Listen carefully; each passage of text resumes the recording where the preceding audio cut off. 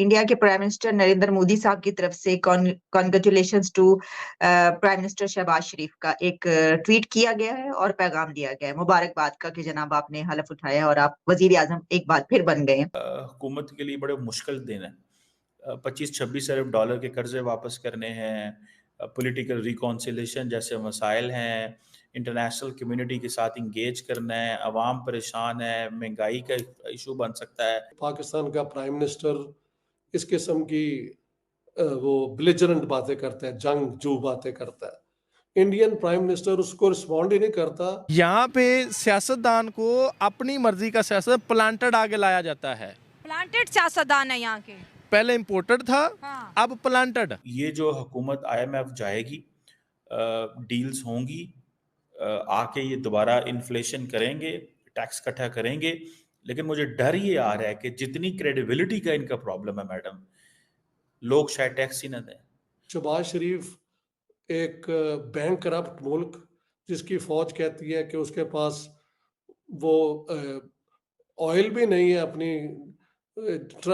टैंकों को चलाने के लिए, तो वो कश्मीर को आज़ाद कराएंगे। इंडिया की कंपनी है टाटा, अच्छा, उनका GDP कितना है? 1056 अरब। पाकिस्तानी रियासत का GDP कितना है?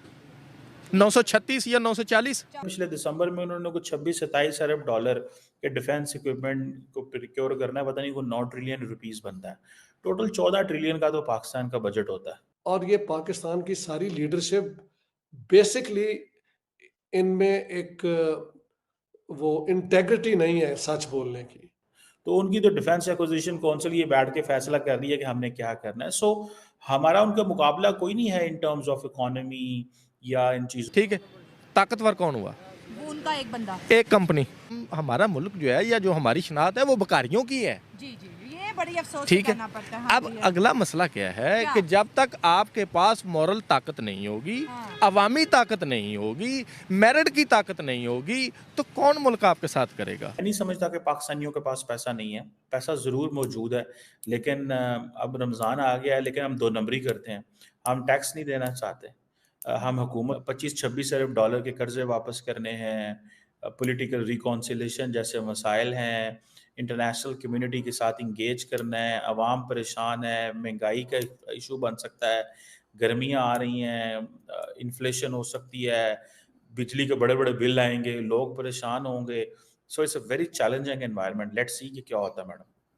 सर IMF की तरफ तो जा ही चुके हैं और अब लग ये रहा है कि कुछ पैसे मिल जाएंगे, लेकिन आपके ख्याल से नई गवर्नमेंट क्या इसमें से निकलने की कोशिश करेगी या वही एक तरीका रहेगा कि कभी वर्ल्ड बैंक से मांग रहे हैं, कभी IMF से, कभी सऊदीया से, कभी चाइना से? क्या खुद कभी पाकिस्तान इस काबिल हो सकेगा कि अपने पाँव पे खड़ा हो? देखिए जी, क्वेश्चन ये है कि आज अगर आप IMF नहीं जाते तो क्या होगा? उसके कॉन्सिक्वेंसेस हैं, उसके लिए मुल्क को तैयार होना पड़ेगा। लेकिन मुझे ऐसे लगता है कि इस गवर्नमेंट में और जो 2018 में गवर्नमेंट में आई थी, दोनों में एक डिफरेंस है। 2018 की गवर्नमेंट, इमरान खान की गवर्नमेंट के पास क्लैरिटी नहीं थी और उन्होंने बहुत देर जाकर IMF प्रोग्राम लिया, जिससे बहुत ज़्यादा नुकसान हुआ। इस गवर्नमेंट के पास क्लैरिटी है कि हम IMF के पास जा रहे हैं। So already they are working, वो काम कर रहे हैं, उनके लोग बैठे हुए हैं, they are working how to move on with this. So मुझे ज़ाती तौर पे ऐसे लगता है कि ये जो हुकूमत IMF जाएगी, डील्स होंगी, आके ये दोबारा इन्फ्लेशन करेंगे, टैक्स इकट्ठा करेंगे, लेकिन मुझे डर ये आ रहा है कि जितनी क्रेडिबिलिटी का इनका प्रॉब्लम है मैडम, लोग शायद टैक्स ही ना दें, जो पहले देते थे वो भी ना दें। आपको याद है इमरान खान की जो पार्टी के लोग हैं, वो अपने लोगों को बाहर बैठ गए थे, पाकिस्तान पैसे ही ना भेजो। और मुझे याद है कि जब ये शहबाज शरीफ साहब की जो गवर्नमेंट आई साल पहले, तो आपको पता है कि फॉरेन रेमिटेंस कम हो गई थी और ये हुआ। वो जो क्वार्टरली रिपोर्ट आती थी स्टेट बैंक में, उन्होंने बताया कि रेमिटेंस नीचे गिर गई है। वो रेमिटेंस क्यों नीचे गिरी है, क्या हुआ है? सो मैं समझता हूँ कि ये IMF जो है, क्लैरिटी होना कि IMF के पास जाना है is a good decision. Secondly उसके बाद क्या कॉन्सिक्वेंसेज हो सकते हैं, कैसे चीजें चल सकती हैं, that is another thing. India के प्राइम मिनिस्टर नरेंद्र मोदी साहब की तरफ से congratulations to prime minister Shahbaz Sharif का एक ट्वीट किया गया है और पैगाम दिया गया है मुबारकबाद का कि जनाब आपने हलफ उठाया और आप वजीर आजम एक बार फिर बन गए हैं। तो ये एक अच्छा जेस्चर आप देख रहे हैं कि इसके बावजूद के जो उनकी स्पीच है उसमें उन्होंने कोई बात ऐसी नहीं की कि जिससे ताल्लुकात बेहतर हों, रिलेशंस बेहतर हों। ये भी नहीं, इस पे डॉक्टर साहब तफसीली बात भी हो सकती थी ना कि चलें अगर ये तो उनका है ही, जैसा आपने कहा कि ये तो उन्होंने कहना ही कहना था, लेकिन उसके साथ कहते कि जी इंडिया से हम तिजारत करेंगे, हम ताल्लुकात बेहतर करेंगे, ऐसी भी कोई बात नहीं की। लेकिन फिर भी एक हमसाया होने के नाते और एक जो दुनिया में रहने का तरीका है, उन्होंने बड़ेपन का मुजाहरा करते हुए उनको मुबारकबाद दी है। तो वही मैं कह रहा हूँ कि इंडिया के लिए ये एक डिप्लोमेटिक और विक्ट्री है कि पाकिस्तान की सियासी लीडरशिप, पाकिस्तान का प्राइम मिनिस्टर इस किस्म की वो बिलिजरेंट बातें करता है, जंगजू बातें करता है। इंडियन प्राइम मिनिस्टर उसको रिस्पॉन्ड ही नहीं करता। वो एक जो होता है डिप्लोमेटिक एटिकेट्स के मुताबिक मुबारकबाद दे रहा है, यानी he is ignoring what Shahbaz Sharif is saying, because everybody in India knows कि पाकिस्तान में ये ढोंग हमेशा रचाया जाता है, इसका कोई मकसद नहीं है। और ट्रेजेडी ये है कि ये कहने के बाद पाकिस्तान की सारी सियासत जो है वो हकीकत पसंदी से एक फरार की तरफ निकल जाती है। कश्मीर को हम ये करवाएंगे, हम वो करवाएंगे। तो वो पाकिस्तान की इसे मैं कहता हूँ अपना Pakistan is into cognitive dissonance. Cognitive dissonance का मतलब ये है, सो मुझे लगता है कि क्लैरिटी है। हाँ, महंगाई करनी पड़ेगी, सिंपल सी बात है। मैं आज वो देख रहा था कि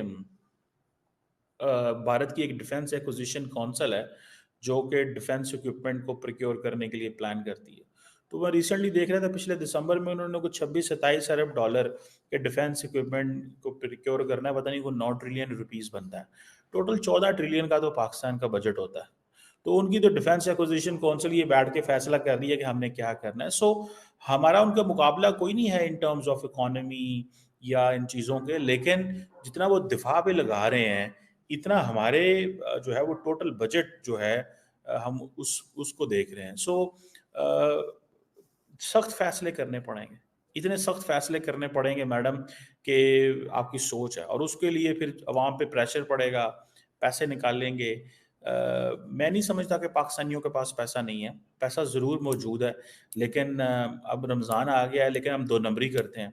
हम टैक्स नहीं देना चाहते, हम हुकूमत को पैसे नहीं देना चाहते, हम खैरात करते हैं डायरेक्ट खैरात कर देंगे, टैक्स नहीं देंगे।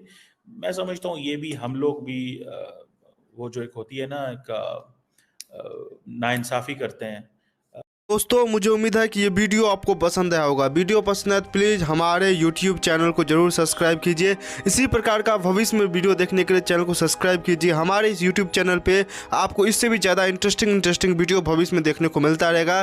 तो प्लीज़ हमारे YouTube चैनल सोच टाइम्स को सब्सक्राइब कीजिए, वीडियो को लाइक कीजिए, इस वीडियो को अपने दोस्तों के साथ जरूर शेयर कीजिए। नमस्कार, फिर मिलेंगे अगले